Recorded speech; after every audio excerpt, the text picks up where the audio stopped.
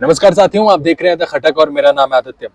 Single bench के फैसले पर डबल बेंच ने अब रोक लगा दी है। एक वो आदेश जहां सैकड़ों विद्यार्थी आहत हुए जब ये पता चला कि जो निर्दोष हैं उनके साथ भी अन्याय हो रहा है। मैं बात कर रहा हूं एसआई भर्ती परीक्षा। राजस्थान के इतिहास में नियुक्ति होने के बाद पहली ऐसी भर्ती परीक्षा है जिसके रद्द होने के आदेश आए थे, लेकिन अब सेकंड बेंच ने जो है इस पर स्टे लगा दिया है। हमारे साथ हनुमान सिंह खांगटा है, जो सर्व समाज ने कल धरना दिया था उसका नेतृत्व कर रहे थे। हनुमान सिंह जी, एक फैसला आता है जिससे सैकड़ों लोगों को राहत मिलती है, आपको भी उससे राहत मिलती है क्योंकि कल एक धरना आप देते हैं और इसी आदेश के लिए आप धरना देते हैं। क्या इस बारे में कहना चाहेंगे आप? मैं ये कहना चाह रहा हूँ कि सत्य परेशान हो सकता है, परंतु जीत सत्य की होती है और ये न्याय मिली है। मैं न्यायालय का धन्यवाद ज्ञापित करता हूँ कि जो आम जन ही नहीं, लाखों लोगों की ये दुआ थी इनके साथ में, ये सच्चे थे, इन्होंने अपनी मेहनत और योग्यता से ये आए थे बन के, और इनके साथ में अन्याय हो रहा था, परंतु न्यायालय का धन्यवाद है कि इनके साथ में न्याय किया। और न्यायालय के ऊपर हमारे को पूरा भरोसा है और सरकार के ऊपर भी हमें पूरा भरोसा है कि सरकार इनकी पूरी मदद करेंगी और इनको न्याय दिलाएगी। और जिस तरीके से इन लोगों के साथ में जो दबाव के अंदर जो लोग बाग अपने स्वार्थ के लिए लोग बाग जो इनके खिलाफ खड़े हो रहे थे, मैं ये चाहता हूँ सबसे कि इनका सहयोग करें और सत्य के साथ दें और न्याय दिलाने में, इनको जो इनके साथ में अन्याय हो रहा है तो इनको न्याय दिलाने में सब आ गए। और मैं इस अवसर पर आपके माध्यम से सरकार और न्यायालय का धन्यवाद ज्ञापित करता हूं और साथ साथ मैं सर्व समाज 36 कौम का भी धन्यवाद ज्ञापित करता हूं कि वो उनकी भावना थी। और सब कल जैसे आपने देखा जोधपुर के अंदर जो सर्व समाज 36 कौम के लोगों ने जो हुजूम उभरा था जोधपुर के अंदर, ये पहला ऐसा अवसर था जो सर्व समाज 36 कौम में से ऐसी कोई कौम पीछे नहीं रही, ऐसा कोई समाज पीछे नहीं रहा जिसका प्रतिनिधि वहां मौजूद नहीं था। सबने आके एक ही स्वर में कहा कि इनको न्याय मिलनी चाहिए और तो सबकी भावना के अनुसार न्यायालय ने जो न्याय किया है, इसलिए मैं न्यायालय का धन्यवाद ज्ञापित करता हूँ। सरकार से ये मांग करता हूँ कि आपका इसके अंदर पॉजिटिव रुख रहा, परंतु आगे भी इनको पॉजिटिव रुख के साथ में इनको पूरी न्याय दिलाए और इनका जो भी हक है इनको पूरा मिलना चाहिए। धन्यवाद। जब सिंगल बेंच का फैसला आया तो काफी लोगों ने कहा कि हनुमान बेनीवाल के संघर्ष की ये जीत है और उस वक्त हनुमान बेनीवाल को धरना स्थल पर भी पहुंचते हैं और अब एक फैसला आता है जो इस पर रोक लगाता है, तो क्या उस पर आप प्रतिक्रिया कहेंगे? ऐसा है कि मैं सिंगल बेंच का भी और हाईकोर्ट का भी मैं सम्मान करता हूँ, न्यायालय का हम सम्मान करते हैं। और कोई एक सिंगल बेंच का फैसला आ जाता है तो आगे जाने का सबको राइट है, तो इन्होंने अपने राइट के आधार पर आगे अपील की और न्यायालय ने पूरी बात पूरी विस्तार से सुनकर और इनकी जो वस्तुस्थिति समझ में सुनकर सारे डॉक्यूमेंट्स देखकर इनको जो न्याय दिए, मैं न्यायालय का सम्मान करता हूं और न्यायालय का धन्यवाद भी ज्ञापित करते हैं सर्व समाज की तरफ से, आम जन की तरफ से। और साथ साथ में इनका सरकार का भी पक्ष रहा पॉजिटिव। और मैं तो ये कह रहा हूँ कि विशेष सबसे बड़ा भगवान का आशीर्वाद रहा इनके साथ में, क्योंकि सच्चाई की जीत होती है और सच्चाई के साथ में भगवान भी रहता है। जी, अब बताएं, ऐसा ही भर्ती परीक्षा रद्द होने पे स्टे लगाया गया है, कितनी राहत इससे आपको मिली है? जो पिछले 10-12 दिनों से जो घटनाक्रम चल रहा है उससे काफ़ी मतलब मानसिक तनाव झेल रहे हैं, उसमें थोड़ी सी राहत हुई है, लेकिन पूरी तरह से राहत तब मिलेगी जब जो अंतिम फैसला है वो हमारे पक्ष में आएगा और अंत में जीत हमारी होगी। कितनी उम्मीद है न्यायालय से कि न्यायालय से पूरी उम्मीद है कि अंत में न्याय होगा हमारे साथ। आप बताएं, आप इस फैसले के बारे में क्या कहना चाहेंगे?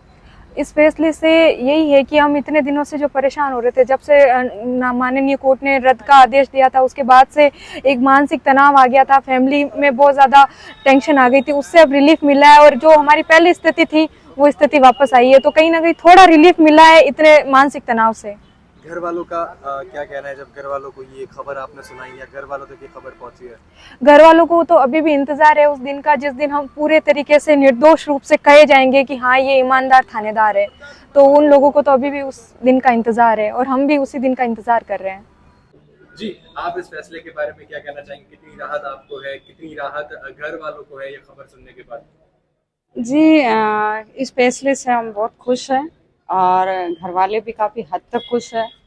माननीय न्यायालय के इस निर्णय का हम बहुत स्वागत करते हैं। होप कि आगे भी हमारे साथ ऐसा ही हो और अच्छा डिसीजन आए, हमें ज्वाइनिंग मिले, ये हमारा रहेगा।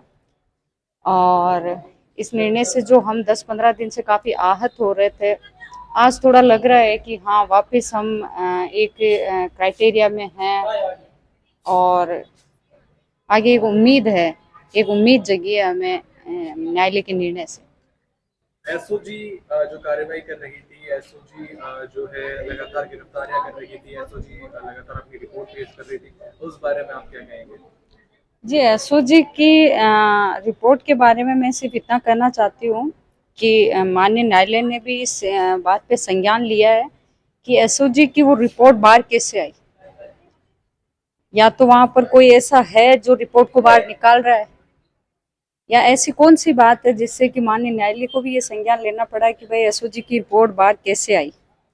और ये बात तो हम स्टार्टिंग से भी कहते आ रहे हैं कि भाई एसओजी की रिपोर्ट कैसे बाहर आई। एसओजी की जिस दिन रिपोर्ट बाहर आती है उसी दिन याचिकाकर्ताओं के द्वारा याचिका लगा दी जाती है। मतलब हम ये मानते हैं कि याचिकाकर्ताओं की इतनी कितनी फुल प्रिपरेशन थी कि वो उसी दिन जिस दिन रिपोर्ट बाहर आती है उसी दिन वो याचिका लगा देते हैं। तो इस पे सवालियत ये है कि भाई एसओजी की रिपोर्ट बाहर कैसे आई, ये माननीय न्यायालय ने भी संज्ञान लिया है, हमारा भी यही सवाल है। ऐसा भविष्य में नहीं हो उसके लिए क्या आप सरकार को बताना चाहेंगे? कैसे क्या आप जो पीड़ा से आप बीते हैं, आने वाले समय में और भी ऐसा ही भर्ती व्यक्ति निकलेगी तो उनके साथ अन्याय ना हो, कभी ऐसा उनको नहीं भुगतना पड़े, तो उसके लिए क्या आप बताना चाहेंगे? बिल्कुल, भजनलाल सरकार जी का एक ही मतलब उद्देश्य रहा है जब से सरकार चुनी गई है तब से कि मैं एसआईटी का गठन किया है। उन्होंने मगरमच्छों का पकड़ने का जो उनका वो रहा है एक स्कल, तो हम भी यही चाहते हैं कि जो बड़े बड़े इस भर्ती के पीछे जो बड़े हाथ है वो पकड़े जाए, ताकि आगे से ऐसी कोई भी भर्ती आत नहीं हो, या कोई भी ऐसी भर्ती जो जिसमें करप्शन नहीं हो। ऐसी उम्मीद हम सरकार से करते हैं कि आपने जो कहा है, हालांकि बहुत हद तक आपने किया है और आगे भी हमें यही उम्मीद है कि आप करेंगे।